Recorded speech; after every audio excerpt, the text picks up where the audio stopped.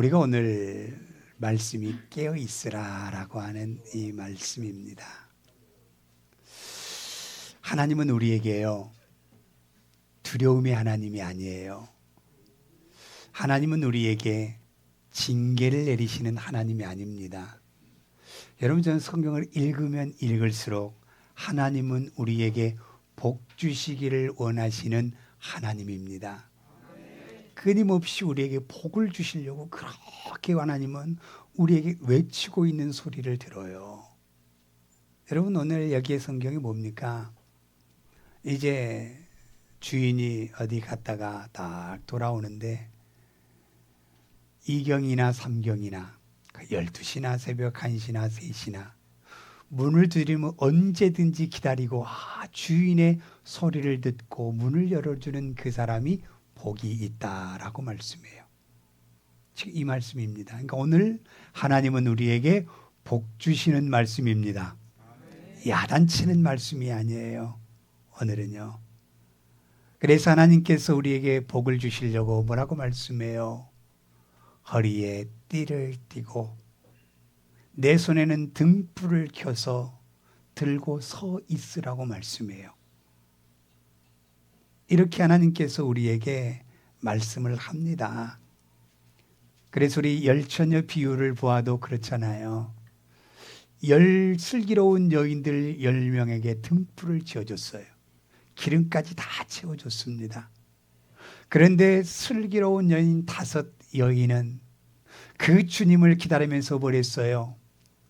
깨어 있었어요. 그리고 준비하고 있었어요.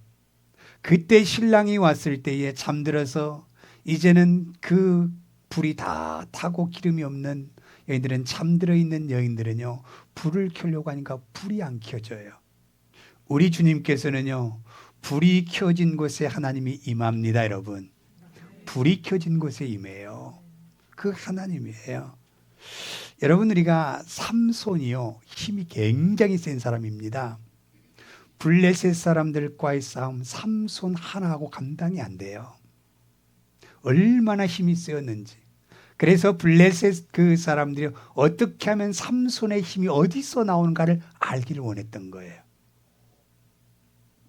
그래서 이제 삼손이 사랑하는 아내 들릴라, 그 들릴라를 딱 데려다가 겁박을 합니다. 삼손의 힘이 어디서 나온지를 네가 알지 못하면 네 가족의 부모와 네 형제와 모든 식구들은 가만두지 않겠다라는 거예요. 그래서 이 들릴라가 아무리 삼손을 그 애교를 부리고 그렇게 하는데도 삼손이 말을 하지 않아요. 그런데요, 여자의 끊임없는 외침은요, 남자들은 그냥 그러더라고요. 보니까 남자들은 그래요. 안 해 그랬다가도 막 싸워서 막 나는 절대로 안 해 그랬다가도 슬그머니 가서 다 갖다 놓고 있어요. 이게 남자예요. 이게 제가 그걸 봤어요.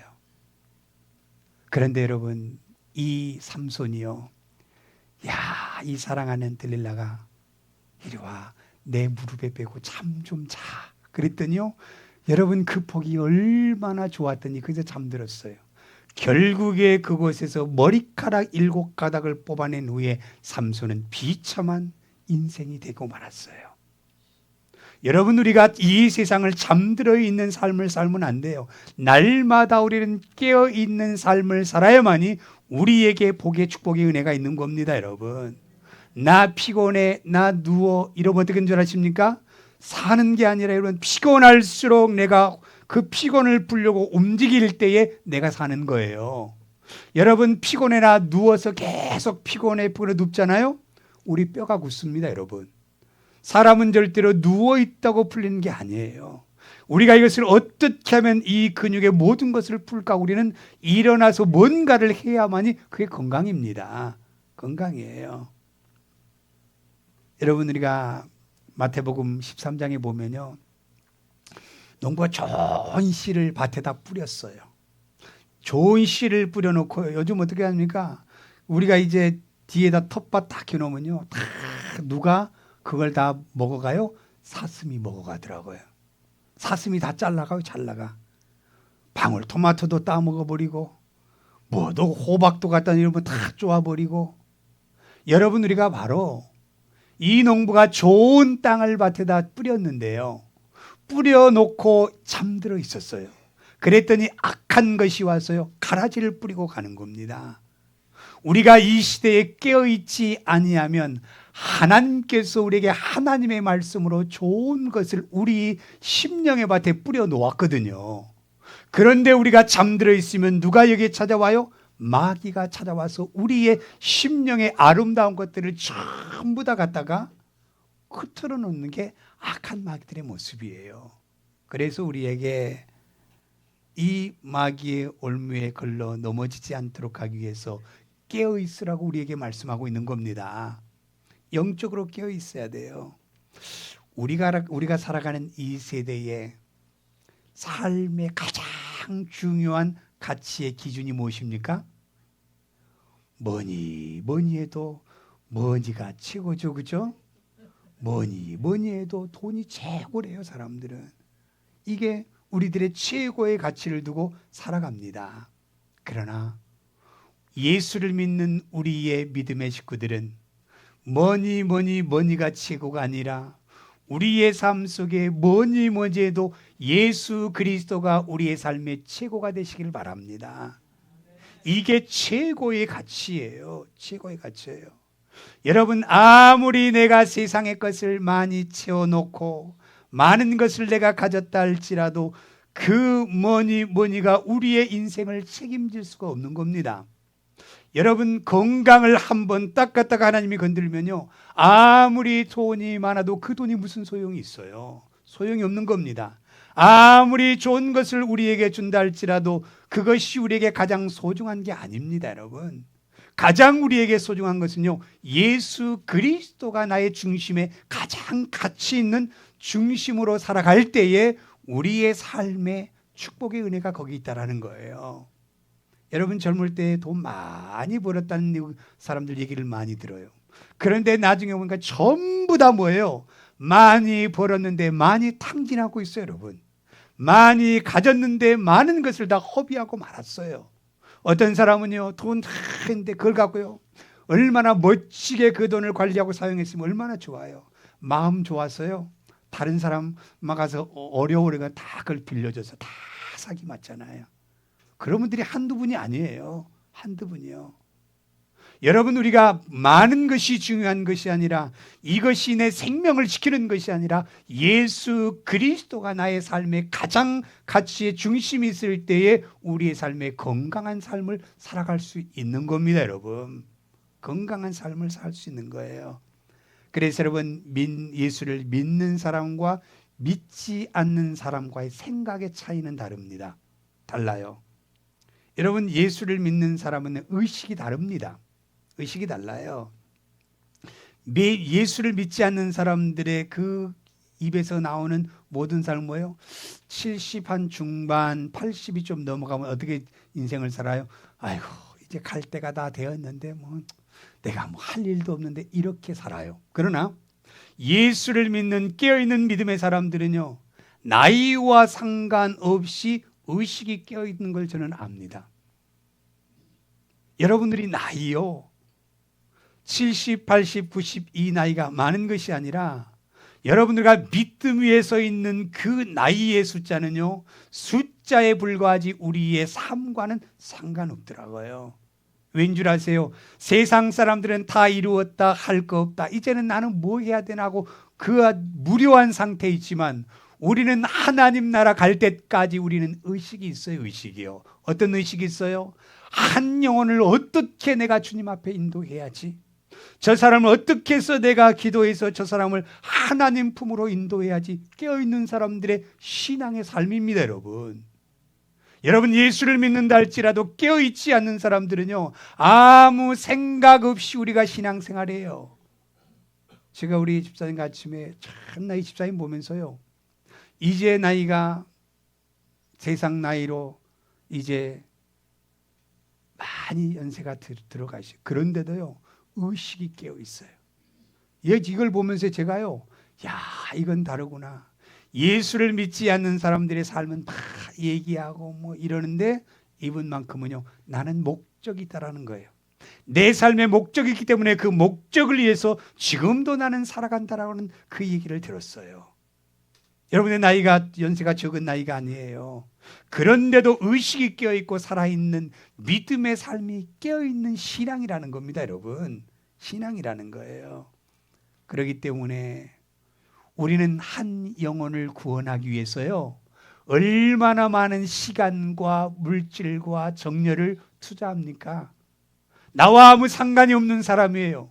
그런데도 우리는 믿음의 사람들은요, 저 영혼을 하나님께로 인도하기 위해서 끊임없이 내 물질을 드리고 내 시간을 드리고 내 온 것 정열을 들여서 그 한 사람 구원하려고요. 이게 믿음의 사람의 깨어있는 의식이에요. 여러분, 의식이에요. 살아있습니다. 살아있어요. 그렇기 때문에 오늘 하나님은 말씀합니다. 깨어있는 사람은 어떻게 살아가고 있는가? 첫 번째, 허리에 띠를 띠고 그랬어요. 허리에 띠를 두릅니다. 허리에. 자, 한번 읽어볼까요? 같이 읽습니다. 허리에 띠를 들고 등불을 켜고 서 있으라 그랬어요. 자, 허리요. 자, 우리가 어떤 분이 이제 우리의 모든 신체 구조의 힘의 주축은 허리입니다. 사람이 허리가 한번 딱 망가지잖아요. 힘을 못 써요. 조금만 서 있어도 힘들고요. 굉장히 불편합니다. 그렇기 때문에 우리의 모든 몸의 균형 감각을 잡아주는 게 허리예요. 그러니까 허리가 한번 망가지면요, 이렇게 섰다가 이렇게 했다가 이렇게 했다가 굉장히 힘들잖아요. 그런 것처럼 우리의 삶의 중심의 몸의 축의 균형을 잡아주고 우리의 그 힘을 지탱할 수 있는 것이 허리라는 거예요. 허리라는 거예요. 그런데 사람들은요, 이 허리에다가 돈 주머니가 내 힘인 줄 알아요, 여러분. 돈 여기다 주머니 딱 차고 다니면서 야, 이게 좀 두툼하면 힘이 있는 것 같고, 어떤 분은 절대로 자기 지갑에 돈 없으면 나가지를 않는데요. 그 무슨 힘이에요? 돈 힘이잖아요. 돈 없으면 안 나간다라는 거예요. 여러분, 그러나 저는 그렇지는 않습니다. 저는 예수의 이름 위에 힘을 얻고 밖에 나가 열심히 돌아다녀요. 열심히요. 그래서 여러분, 엘리야도요, 허리에 가죽띠를 띄었다고 말씀해요. 세례 요한도 허리에 가죽띠를 띄었다고 말씀합니다. 자, 여기에 말씀 보면, 자, 에베소 6장 13절 말씀 볼까요? 에베소 6장 13절 말씀 같이 읽습니다. 그러므로 하나님의 전신갑주를 취하라. 이는 악한 날에 너희가 능히 대적하고 모든 일을 행한 후에 서기 이함이라 그랬어요. 하나님의 전신갑주를 취하라 그랬어요. 이게 바로 우리의 진리의 허리띠라고 이제 14절의 말씀에 말씀하고 있어요. 그래서 서서 진리로 너희 허리띠를 띠고 그랬어요. 우리의 힘은요, 세상의 물질이 우리의 힘이 아니라 이 예수 그리스도가 우리의 힘입니다. 여러분, 예수님이 우리의 힘이에요. 예수 그리스도 하나님의 말씀의 벨트가 나에게 채워져 있으면요, 얼마나 우리가 힘 있는지 몰라요. 그렇기 때문에 여러분들이가 세상의 것으로 허리띠를 띠는 것이 아니라 예수 그리스도의 이름으로 새겨진 벨트를 맬 때에요, 어디를 가든지 간에 우리의 삶의 중심의 축이 건강한 삶을 살아갈 수 있는 겁니다. 그러니까 예수 믿는 사람과 믿지 않는 사람과의 차이가 무엇이냐면 그 사람의 허리에 무엇이 중심이 축이냐는 거예요. 세상 사람들의 돈이 중심의 축이 되어 있는 사람들은요, 사람들에게 교만합니다. 교만해요. 사람들을 무시합니다.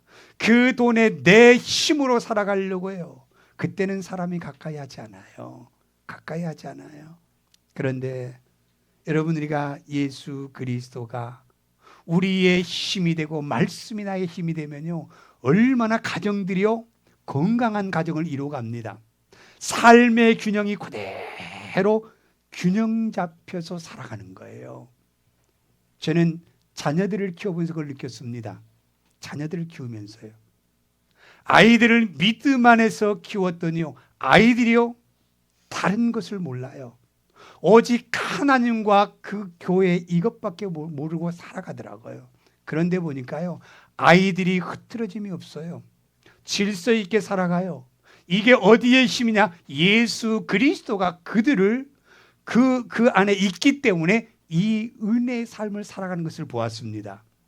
그런데 여러분 보세요. 예수 알지 못하고 자기 잘났다고 하고 그냥 자기 멋대로 살아가는 가정들의 자녀들을 보면 어떻게 돼요? 다 흐트러져 있어요. 여러분의 주변에 많은 믿음의 식구들의 가정의 그 모든 모습을 보면 예수 그리스도가 나의 삶의 힘이 되고 예수 그리스도가 나의 삶의 힘이 될 때 균형 감각을 이루는 아름다운 세상의 삶을 살아갈 수 있는 은혜가 있다라는 거예요.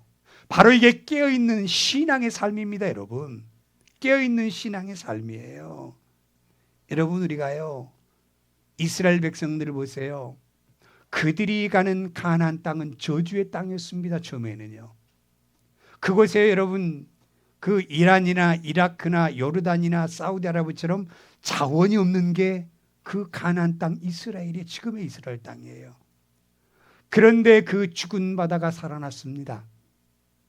사해바다라고 썩은 그 바다가 하나님의 말씀 위에 서 있는 그 이스라엘 백성들의 가장 축복의 그 바다가 되었어요. 그곳에서요, 그 진흙의 뻘이요 얼마나 많이 수출되고요, 아름다운 꽃들이 그 지역에서 가장 많이 나와서 많은 곳에 수출하는 곳이 바로 사해바다의 그 근처라는 거예요. 여러분, 죽었던 바다가요 하나님의 말씀이 그 안에 있으니까 살아나는 역사가 일어납니다. 여러분, 살아나는 역사가 일어나요. 우리의 죽은 영혼들이요 하나님의 말씀으로 내 허리에 띠를 띠고 살아갈 때에 우리의 인생이 다시 살아나는 역사가 일어날 줄로 믿습니다. 여러분, 우리 삶 속에 보여지잖아요. 과거에 예수를 알지 못했던 그 혼란한 인생이요, 예수 그리스도를 만남으로 말미암아 그 인생이 균형 잡힌 감각을 가지고 살아가는 사람들이 얼마나 많아요. 얼마나 많아요. 그렇기 때문에 여러분, 이 나라가 이렇게 부자가 될 수 있었던 것은 모든 경제를 흔들고 치고 있는 그 작은 땅, 누구도 그들을 한마디도 말하지 못하는 이 땅이 될 수밖에 없었던 그 뭡니까? 하나님의 말씀이 그들의 삶의 중심이었어요. 여러분, 우리는 딱 태어나면 뭐예요? 세상 공부, 학원, 별의별 걸 다 그쪽으로 쏟아붓잖아요. 그런데 이스라엘의 그 사람들의 삶의 어린아이의 신앙의 교육은 토라 교육입니다. 먼저 하나님의 말씀이 그 삶의 기준으로 아이의 그 어릴 때부터 그 성격을 형성해 놓아 버려요. 그렇기 때문에 그들의 삶은요 흩어짐이 별로 없어요. 하나님의 중심으로 살아가요. 그 다음에 세상 것이 곁들여졌을 때에 그곳에 하나님의 말씀의 기초 위에 세상 것이 얹어지니까 멋진 인생을 살아가는 것이 바로 하나님의 말씀 위에 서 있는 이스라엘 백성들입니다. 우리가 바로 우리 부모의 신앙이요, 말씀에 서 있으면 그 우리 자녀들이요 그 말씀에 서 있는 부모의 그 신앙의 축복을 받아서 세상 속에서 아름답게 멋지게 살아갈 수 있는 축복이 우리에게 있다는 사실입니다. 우리의 축복의 근원은요, 이스라엘 백성들의 축복의 근원은 아브라함이었습니다. 이 땅에 네가 축복의 근원에서 너를 통하여 모든 사람이 복을 받는다고 말씀했어요. 그러나 이 시대에는요 예수 그리스도가 축복의 근원입니다. 여러분, 예수 그리스도를 잘 믿기만 하면요 하나님의 그 믿음 위에서 부어주시고 쌓여주시고 넘치도록 주신 것이 하나님의 말씀이에요. 예수 그리스도예요. 여러분, 예수 그리스도예요. 여러분, 세상에 뭔가 내가 잘해보려고 노력하지 말고 예수님 잘 믿는 믿음에 서 있으면 모든 것을 잘되게 해주신 분이 하나님이십니다. 여러분, 우리 목사님 오늘 기도하시더라고요. 모든 세상의 자연재해 이것도 우리의 힘으로 감당할 수 없습니다. 하나님이 주관하십니다. 우리의 모든 삶의 인생을 하나님이 주관하시지 내가 주관하려고 하면 마귀의 밥이 되는 거예요. 여러분, 하나님이 주관할 때 마귀가 우리를 공격할 때 하나님이 우리의 보호자가 되어주셔요. 하나님이 우리의 방패가 되어주셔요. 하나님이 우리의 산성이 되어서 우리를 지켜주신 분이 하나님입니다. 여러분, 하나님이에요. 그렇기 때문에 여러분, 우리의 그 삶 속에 세상의 것을 우리의 허리에 두르지 말고 하나님의 말씀 예수 그리스도가 우리의 허리에 들려지는 아름다운 삶을 살 때에 그 신앙의 삶은요, 깨어있는 삶을 살아요. 의식이 깨어 있습니다. 생각이 깨어 있습니다. 삶의 가치관이 깨어 있어요. 깨어 있어요.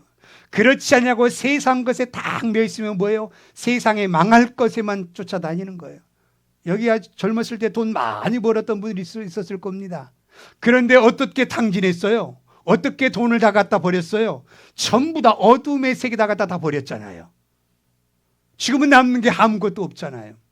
그러나 여러분 예수를 온전히 잘 믿는 믿음의 신앙을 가지면요, 그 모든 가치관이 하나님의 중심의 가치관이기 때문에 그것이 허비되지 않냐고 쌓여지는 은혜가 있는 겁니다, 여러분.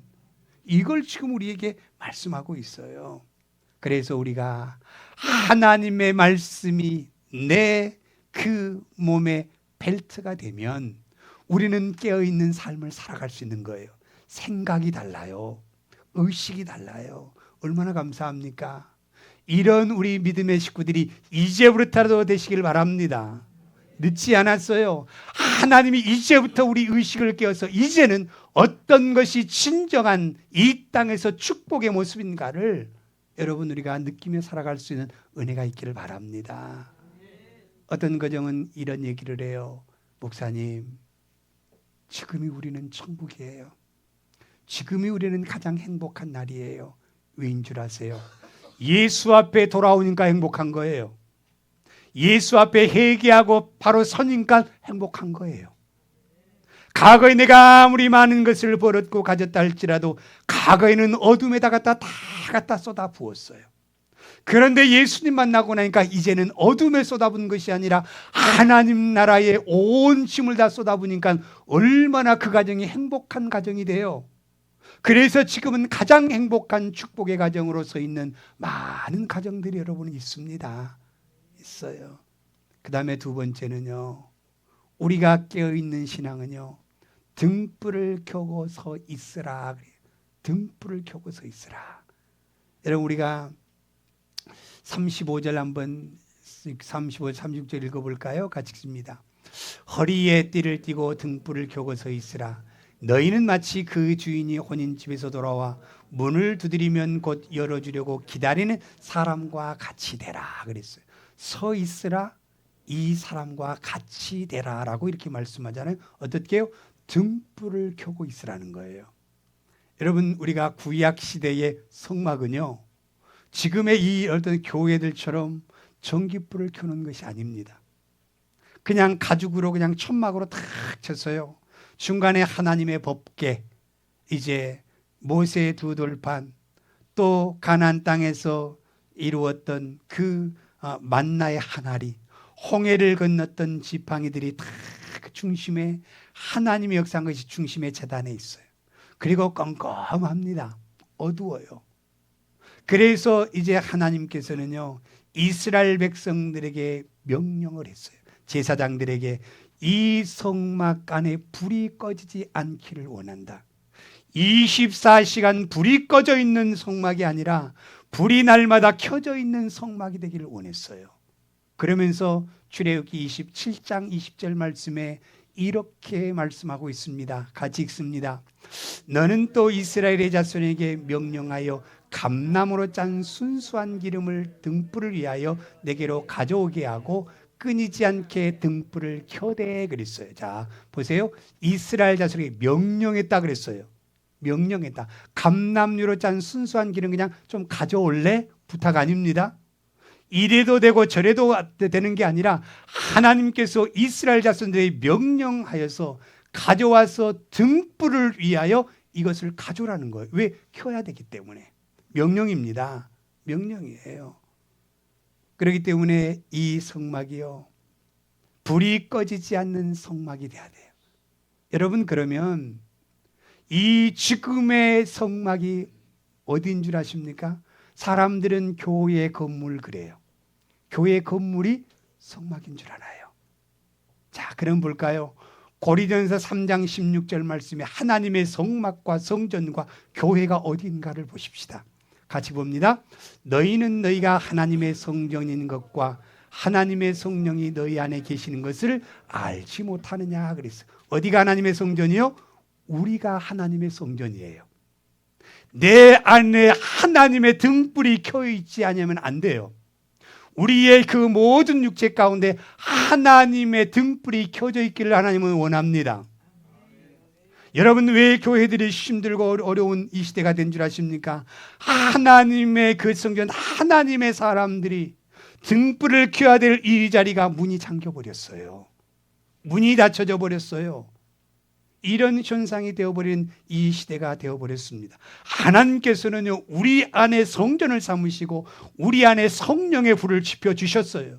그러면 너희들이 이 땅에 등불이 되라는 겁니다. 이 땅에 작은 하나의 촛불이 되라고 말씀합니다. 이 땅에 등대가 되라고 말씀합니다. 그러면 어떻게 돼요? 불이 우리 안에서 타올라야 될 거 아니에요.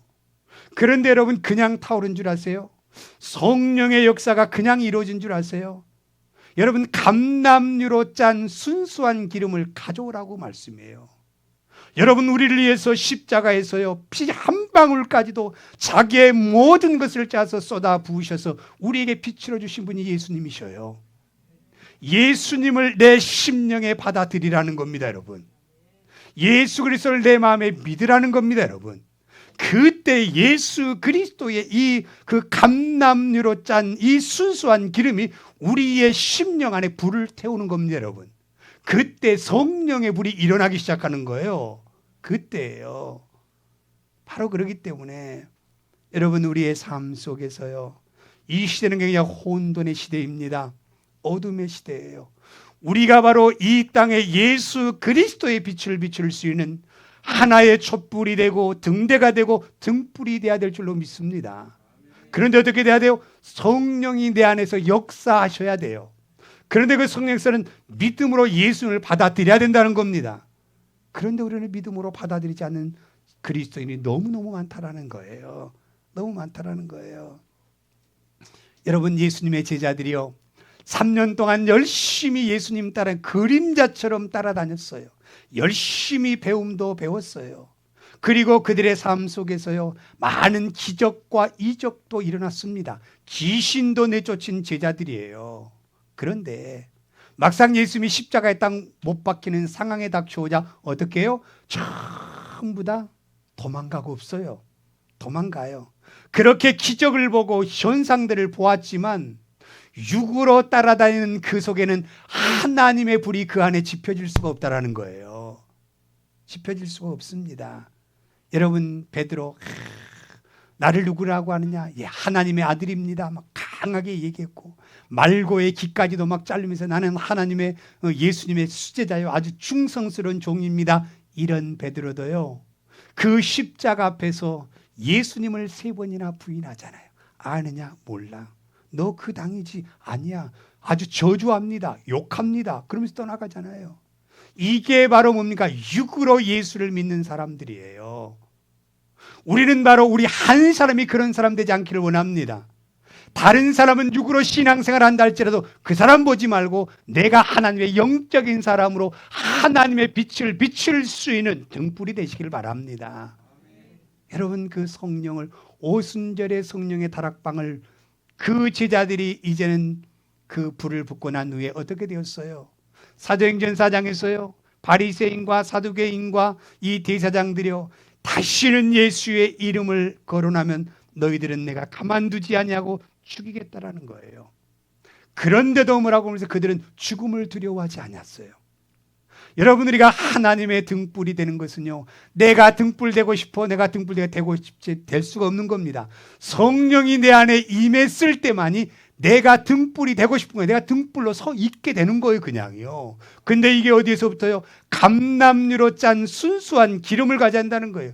십자가의 피로 말미암아 자기의 모든 하나가 다 짠 그 십자가의 피로 말미암아 우리를 구원하시는 예수 그리스도를 우리가 내 마음에 가져왔을 때에, 믿어질 때에 어떻게 돼요? 깨어있는 등불로 우리가 살아있는 삶을 살아갈 수 있다는 겁니다. 여러분, 이거 지금 얘기하려고 말씀하고 있는 거예요. 이거 얘기하려고요. 우리가 깨어있는 것, 내가 의식하고 있다고 해서 여러분 우리가 깨어있는 게 아니에요. 하나님의 말씀과 예수 그리스도가 내 안에 있을 때에 내가 깨어있는 삶을 살아갈 수 있는 거예요. 예수 그리스도의 그 십자가의 은혜를 내가 깨닫고 믿음으로 예수를 내 마음으로 받아들일 때에 그 진정한 이 등불로 이 땅에 빛을 비출 수 있는 믿음의 한 사람이 될 수 있다는 거예요. 여러분 우리 예수님 잘 믿으십시다. 입술로만 예수 믿습니다 이렇게 얘기하지 말고 내 삶이 예수님 믿는 믿음의 사람이 돼야 돼요. 그러면 아까 우리가 말씀했지요. 말씀이 내 안에 예수 그리스도가 내 이 허리띠를 떼한다 그랬더니 그 말씀이 뭐지? 나는 말씀도 한 번도 읽어보지 않았고 나는 말씀도 암송하고도 아무것도 없는데 야 나는 말씀이 없어서 나는 뭔지 모르겠어. 여러분 그게 말씀이 뭔지 아세요?